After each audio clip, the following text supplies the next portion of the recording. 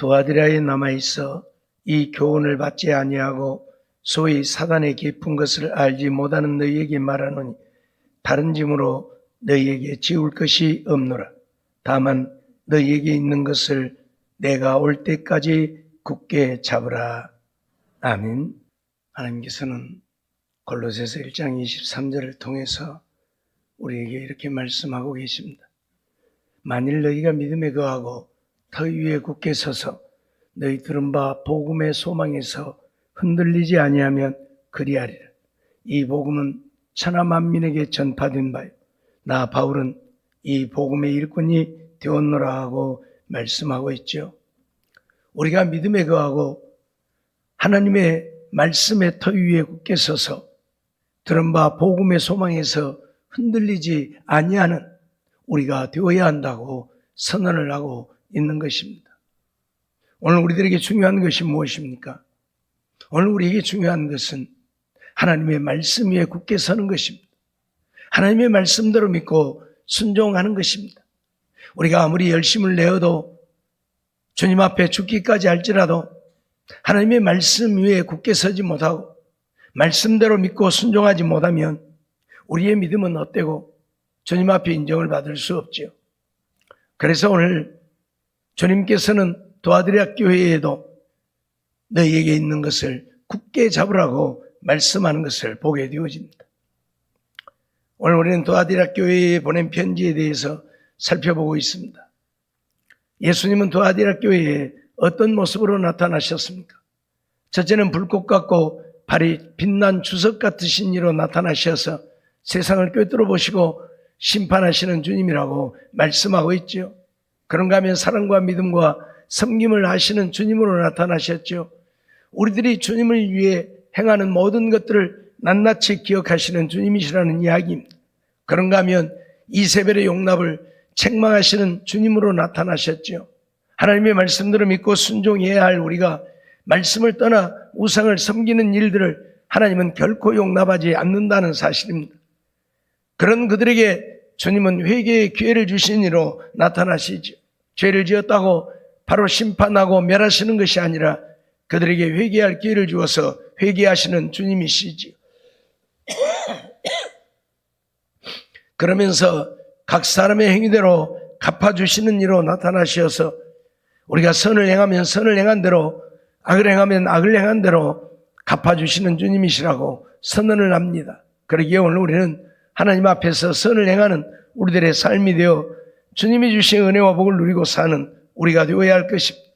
그런가 하면 진리의 말씀을 굳게 붙잡기를 원하시는 이로 나타나셨죠.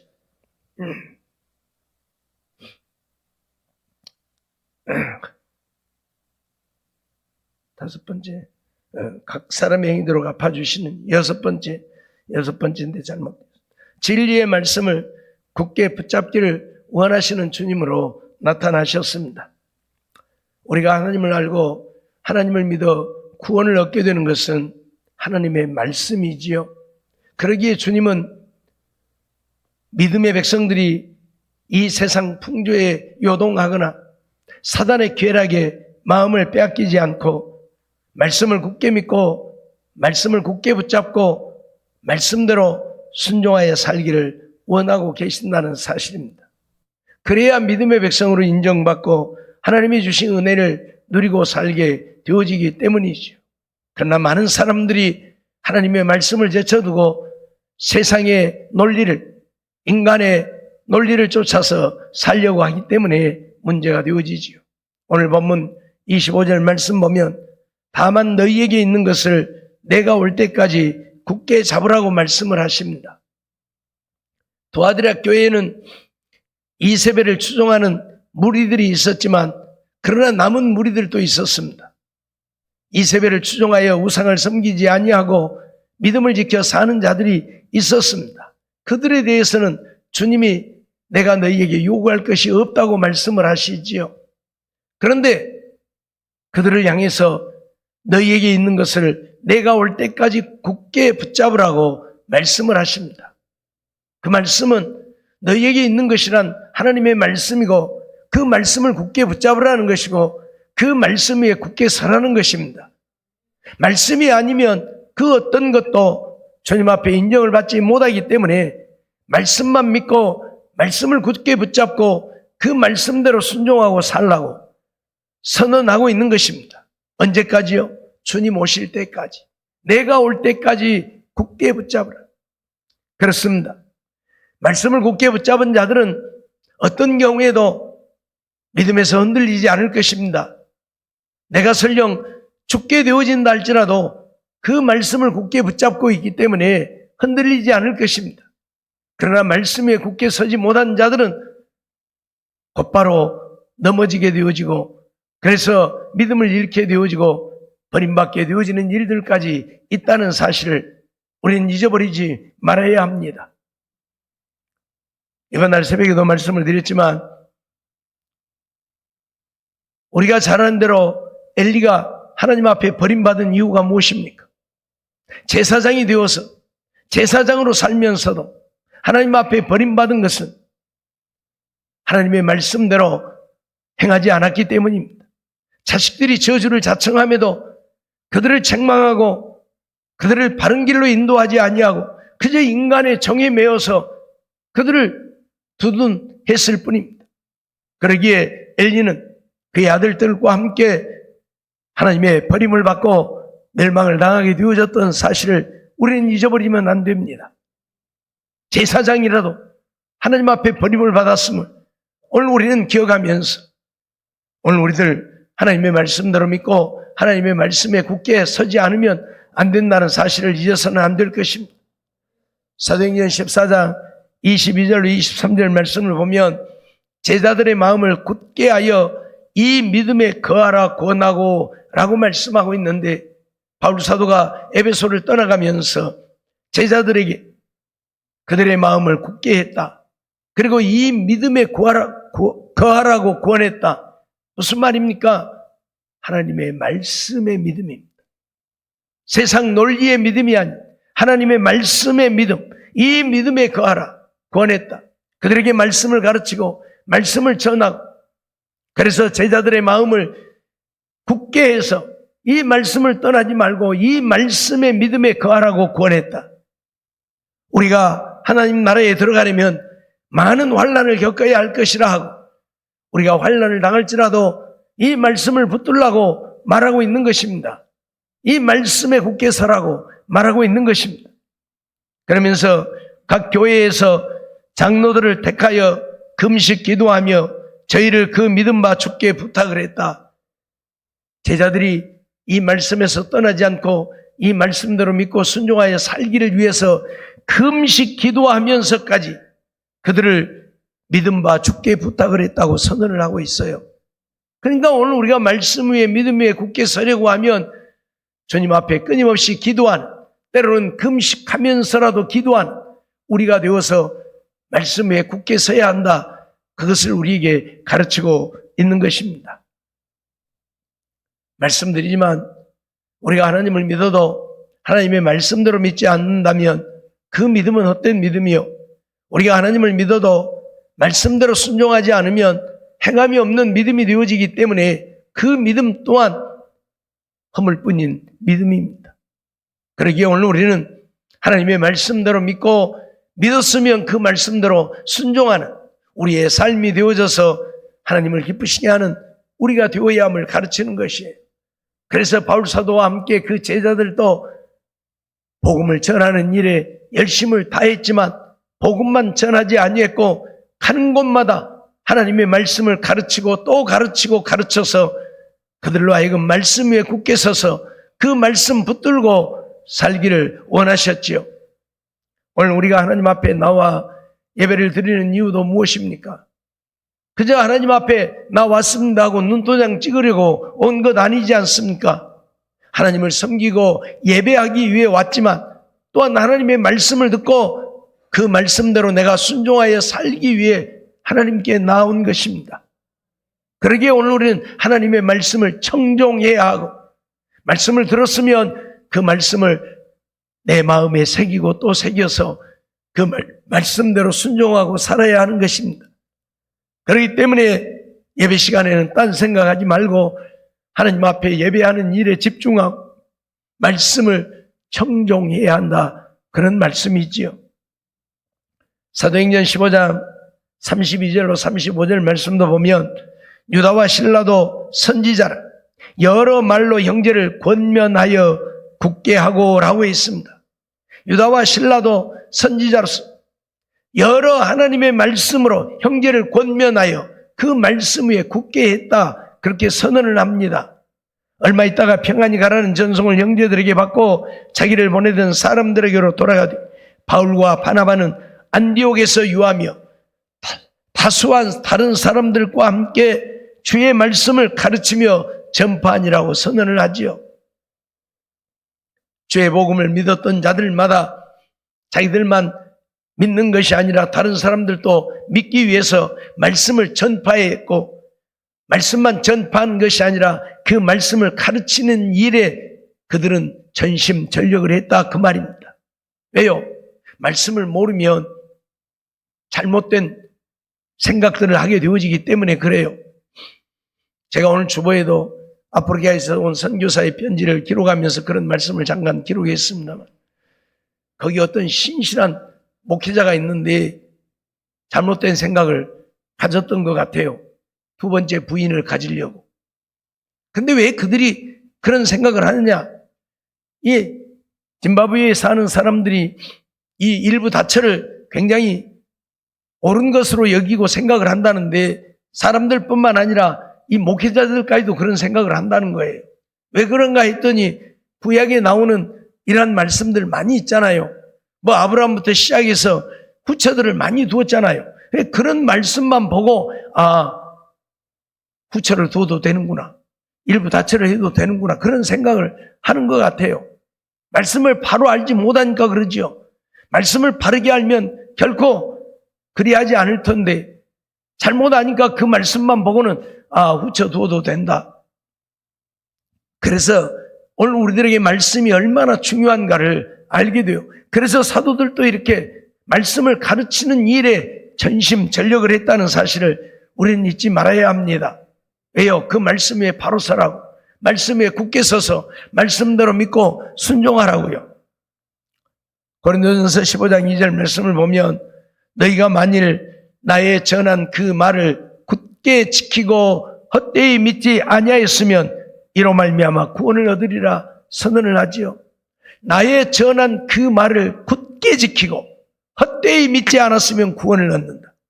그 말을 바꾸면 나의 전한 그 말을 굳게 지키지 않고 헛되이 믿는다면 구원을 얻을 수 없다. 그런 말이 되잖아요. 그렇기 때문에 하나님의 말씀이 우리에게 얼마나 중요한가를 알아야 된다고 선언을 하고 있는 거예요. 그래서 예수님께서도 도아드레아 교회에 남은 바 내가 전하여 준 그 말을 굳게 지키라고 선언을 하고 있는 것이지요. 골로새서 2장 6절로 7절 말씀도 보면 그러므로 너희가 그리스도 예수를 주로 받았으니 그 안에서 행하되 그 안에 뿌리를 박으며 세움을 입어 교훈을 받은 대로 믿음에 굳게 서서 감사함을 넘치게 하라고 말씀합니다. 교훈을 받은 대로 믿음에 굳게 서라. 하나님의 말씀을 통해서 교훈을 받은 대로 그 말씀 위에 그 믿음 위에 굳게 서라 선언을 하고 있어요. 왜요? 우리가 구원을 얻기 원한다면 우리가 천국 가기를 원한다면 교훈을 받은 말씀대로 믿음에 굳게 서야만 하나님 앞에 우리의 믿음을 인정받아 천국 갈 수 있다. 그런 말씀이에요. 그러기에 예수 그리스도 안에 뿌리를 받고 세움을 입어 그 예수님의 교훈을 받은 대로 믿음에 굳게 서서 감사함을 넘치게 하는 우리의 삶이 되어야 한다고 선언을 하고 있는 것이지요. 말씀에 굳게 선 자들은 환난이 오고 핍박이 와도 죽음이 와도 그걸 거절하지 않았습니다. 기꺼이 감사함으로 받고 죽음을 택하였지요. 그러나 믿음에 굳게 서지 못한 자들은 환난이 오고 핍박이 오고 죽음이 오면 다 예수를 부인하고 떠나가고 말았지요. 그래서 말씀에 굳게 서는 것 이것이 얼마나 중요한가를 오늘 우리에게 가르치고 있고 보여주고 있는 것입니다. 히브리서 4장 14절 말씀도 보면 그러므로 우리에게 큰 대제사장이 있으니 승천하신 자 곧 하나님의 아들 예수시라. 우리가 믿는 도리를 굳게 잡을지어다 라고 선언을 합니다. 하나님의 아들 예수를 우리가 믿는데 우리는 이 믿는 도리라고 하는 것은 하나님의 말씀이지요. 우리가 믿는 하나님의 말씀을 굳게 붙잡아야 한다. 하나님의 말씀을 떠나면 우리는 어떤 이유로도 구원을 얻을 수 없습니다. 그러기에 하나님의 말씀을 굳게 붙잡고 그 말씀 위에 굳게 서서 하나님의 말씀대로 살라 선언을 하고 있는 것이에요. 기와 닳도록 늘 말씀드리지만 오늘날 예수만 믿으면 구원이다. 하나님이 한번 택하신 자들은 영원한 구원이다 해서 어떻게 믿어도 예수만 믿으면 구원을 얻는다고 가르치는 세상이 되어버렸는데 천만의 말씀입니다. 하나님의 택한 자들이라고 다 구원을 얻는 것이 아니잖아요. 수없이 말씀을 드렸지만 솔로몬도 구원을 얻지 못했다고 하는 사실을 우리는 잊어버리면 안 됩니다. 가룟 유다도 사도의 직분을 받은 자입니다. 그런데 솔로몬은 구원을 얻었다 하고 가룟 유다는 제자가 아니라 예수님을 팔자로 택함을 받았다 하고 그러면 엘리는 어떠합니까? 엘리는 하나님의 제사장입니다. 엘리의 아들들도 하나님의 제사장입니다. 그런데 그들 모두가 다 하나님의 진노로 어떠한 것으로도 제물로도 예물로도 영영이 속함을 받지 못하리라고 하나님 선언하셔요. 그런데 어떻게 구원을 얻습니까? 죄사함을 얻지 못하는데 속함을 받지 못하는데 어떻게 구원을 얻느냐고요. 제사장으로 택함을 입었으니 구원은 당연한 것이라고요. 엘리를 통해서 아니라고 분명히 선언하고 있습니다. 잊어버리지 마세요. 내가 하나님의 택함을 받고 부르심을 입어 하나님을 믿어 하나님의 백성, 하나님의 자녀가 되었을지라도 하나님의 말씀에 굳게 서서 말씀대로 믿지 아니하면 천하 없어도 우리는 구원을 얻지 못한다는 사실 잊지 마세요. 왜 잘못된 사상, 잘못된 가르침만 믿고 어떻게 믿어도 예수만 믿으면 구원을 얻는다고 선언을 합니까? 어떻게 그렇게 믿습니까? 그러면 예수 믿으니까 우상을 섬겨도 구원을 얻는 것입니까? 아니잖아요. 그러기에 주님께서는 말씀 위에 굳게 서야 한다고, 이 말씀을 굳게 붙잡아야 한다. 그 말은 말씀대로 믿고 순종하고 살아야 된다 그 말이에요. 히브리서 10장 23절 25절 말씀도 보면 또 약속하신 이는 미쁘시니 우리가 믿는 도리의 소망을 움직이지 말고 굳게 잡아 서로 돌아보아 사랑과 선행을 격려하며 모이기를 피하는 어떤 사람들의 습관과 같이 하지 말고 오직 권하여 그날이 가까움을 볼수록 더욱 그리하자 말씀하시는 것을 우리가 보게 됩니다. 우리가 믿는 도리의 소망을 움직여서는 안 된다. 굳게 잡아야 돼. 믿는 도리, 우리가 믿는 하나님의 말씀입니다. 이 말씀에 소망을 움직이지 말고 이랬다 저랬다 하지 말고 굳게 잡으라. 그러면서 모이기를 피하는 어떤 사람들의 습관과 같이 하지 말고 이 말씀이 아마 코로나 시대에 오늘 우리를 두고 하신 말씀이 아닌가 싶기도 해요. 예? 코로나 때에 모이지 말라. 그런데 뭐라고요? 모이기를 피하는 어떤 사람들의 습관과 같이 하지 말고라고 분명히 선언합니다. 맨날 모여. 안 모여도 돼요. 그래서 요즘에 교회들마다 새벽 기도도 없어지고 금요 기도회도 없어지고 수요일 밤 예배도 없어지고 주일날도 이제 오전 예배 드리고 밥 먹고 오후 예배 드리고 가고 이런 시대가 와버렸어요. 모이기를 패하는 어떤 사람들의 습관과 같이 하지 말라고 하는데 모이기를 패하고 있어요. 그러니 우리가 어떻게 믿음을 지킬 수 있고 어떻게 하나님의 말씀을 굳게 붙잡고 하나님의 말씀 속에 살 수 있습니까? 우리의 삶을 되돌아보세요. 내가 정말 말씀 속의 말씀대로 살고 있는지, 교회만 다니고 신앙생활하는 것인지. 우리가 구원을 얻기 위해 예수를 믿습니다. 천국 가기 위해 예수를 믿습니다. 그러면 오늘 우리는 모이기를 피하는 어떤 사람들의 습관과 같이 해서는 안 됩니다. 더 모이기를 힘쓰고 더 열심히 모여서 주님께 예배드리고 말씀 듣고 그 말씀 붙들고 그 말씀대로 살려고 힘쓰고 애쓰고 노력해야 된다, 그 말이에요. 잊지 말고 정말 하나님 나라가 가까이 다가오면 다가올수록 우리는 더더욱 모이기를 힘써야 되는데 전 세계적으로 모이는 것을 패하는 일들이 더 많아지고 있으니 안타까울 뿐이지요. 잠언 4장 13절 말씀도 보면 훈계를 굳게 잡아 놓치지 말고 지키라 말씀을 하죠. 하나님의 말씀을 우리에게 가르치는 그 말씀을 통해 우리를 훈계하는 그 훈계를 굳게 잡으라. 그래 놓치지 말라. 이것이 내 생명이니라. 이것이 내 생명이니라. 그렇습니다. 하나님의 말씀을 굳게 붙잡고 놓치지 않고 그 말씀 속에 사는 것이 내 생명이 되어진다, 그런 말씀이에요. 우리가 살기 위해 예수를 믿는데, 영원한 생명을 얻기 위해, 천국 가기 위해 예수를 믿는데, 그러려면 하나님의 말씀을 통해서 우리를 훈계한 그 훈계를 굳게 잡고 놓치지 말아야, 그리고 지켜야 이것이 우리의 생명이 된다는 사실 잊어버리지 마세요. 적당히 대충은 하나님 앞에 통하지 않습니다. 하나님이 인정하지 않습니다. 그래서 고린도전서 4장 2절에도 맡은 자들에게 구할 것은 충성이라고 말씀하죠. 계시록 2장 10절 하반절에도 내가 죽도록 충성하라고 선언하죠. 오늘 우리는 주님 앞에 충성을 구하는, 그래서 충성하는 우리들의 신앙이 되어야 합니다. 세상의 일들이 바쁘고 힘들고 피곤한데 뭔 그렇게 열심히 충성하느냐고 말할 사람들도 있겠지요. 그러나 세상 것들은 없어도 그만, 있어도 그만입니다. 그러나 우리의 영혼 구원은 영원한 것이고 내 생명 잃어버리면 아무 유익이 없잖아요.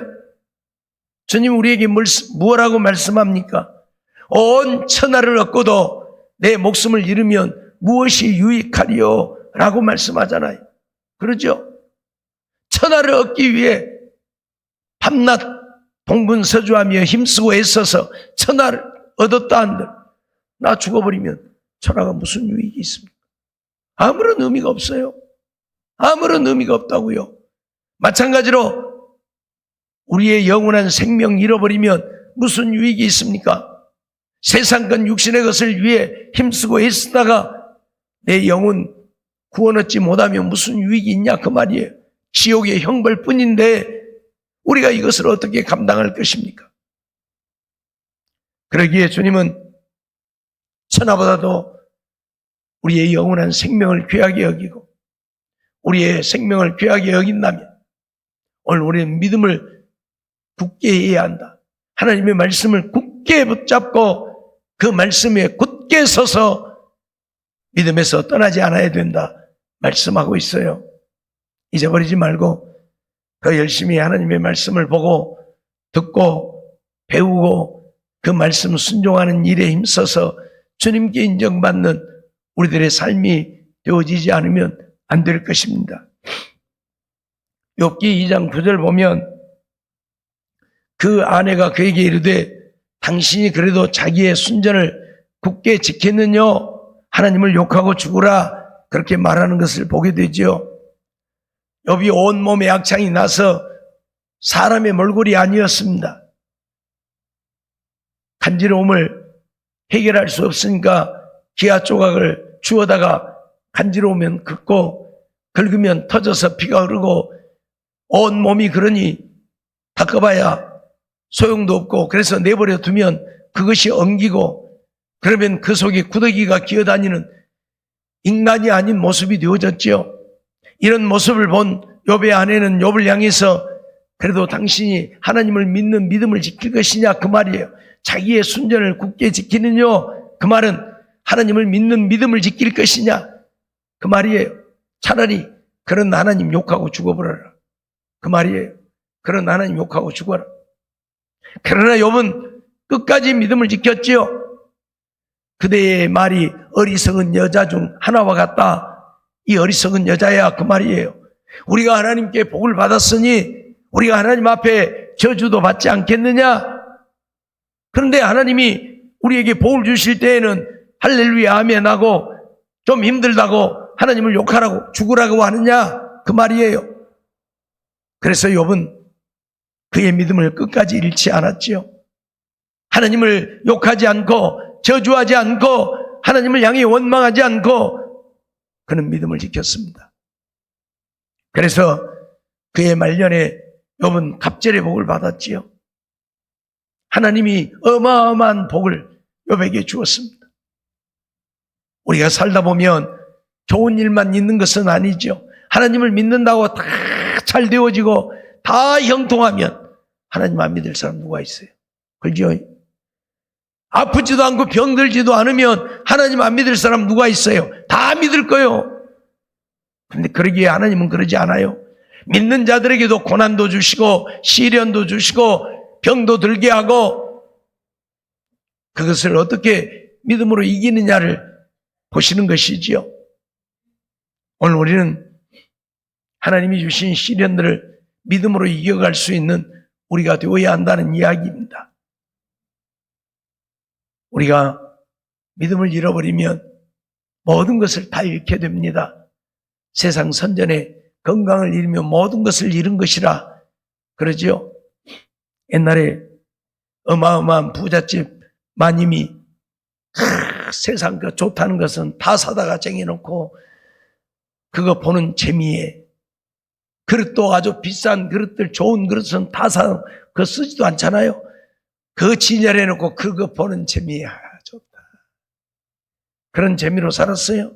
집도 어마어마한 큰 집에 가정부들을 둘씩이나 들여놓고 사는데 어느 날 갑자기 병이 들어서 병원에 입원을 하게 되어졌는데 병 들어서 병원에 누워있다 보니까 그 모든 것들이 다 쓸데없더라 그 말이야. 내게 필요한 것은 이 한 평 병실이 전부 내 것이더라 그 말이에요. 예? 그렇습니다. 오늘 우리에게 중요한 것은 세상 것이 아니죠. 우리가 하나님 나라에 갈 이 준비하는 것 그게 우리에게 중요한 것이에요. 늘 말씀드리지만 개미와 배짱이 얼마나 우리에게 교훈되는 이야기입니까? 우리는 우스갯소리로 듣지만 결코 우스갯소리가 아니잖아요. 개미는 그 더운 여름날도 겨울을 생각하고 땀을 뻘뻘 흘리며 먹이를 물어다가 저장하는데 배짱이는 나무끈을 해서 노래나 부르며 놀고 이거 저 멍청한 거 이 더운 여름에 뭔 땀을 뻘뻘 흘리고 저리 일을 하는 거 더운 때는 좀 놀아야지 그러면서 개미를 비웃었지만 추운 겨울이 돌아오니 개미는 굴 속에 먹이를 몽땅 저장해 놨으니 굶어 죽을 일 없고 배짱이는 여름날 동안에 노느라고 아무것도 저장해 놓지 않았으니 그 추운 겨울에 굶어 죽고 얼어 죽고 말았다는 사실을 우리가 잘 알잖아요. 우스운 이야기이지만 그것을 통해서 우리에게 가르치는 교훈은 어마어마합니다. 오늘 우리도 그렇게 믿음 준비해야 된다 그 말이에요. 천국 갈 준비해야 된다 그 말이에요. 이처럼 믿음으로 하나님의 말씀을 붙들고 천국 갈 준비하는 자들은 주님 오셨을 때에 우리의 믿음을 인정받아 천국 가겠지만 그렇지 못하고 적당히 대충 하나님을 믿고 믿음으로 살았던 자들은 믿음 준비가 안 되었기 때문에 미련한 다섯 처녀처럼 주님 오실 때 영접하지 못하고 버림받게 되어진다는 사실을 잊어버리지 마세요. 우리에게 중요한 것은 이제 천국 갈 준비하는 것입니다. 세상을 얼마나 멋지게 사느냐보다는 내가 얼마만큼 믿음을 준비해서 천국 갈 수 있느냐는 것입니다. 오늘 우리는 정말 이러한 삶을 이루어야 할 것입니다. 그래서 욥은 하나님이 모든 재산을 다 빼앗아가고 10 자식을 하루아침에 몰살시키고 자기 몸에 악창이 나서 살 수 없는 지경에 이르렀음에도 불구하고 그 하나님을 믿는 믿음을 저버리지 않았습니다. 그래서 말년에 갑절의 복을 받았습니다.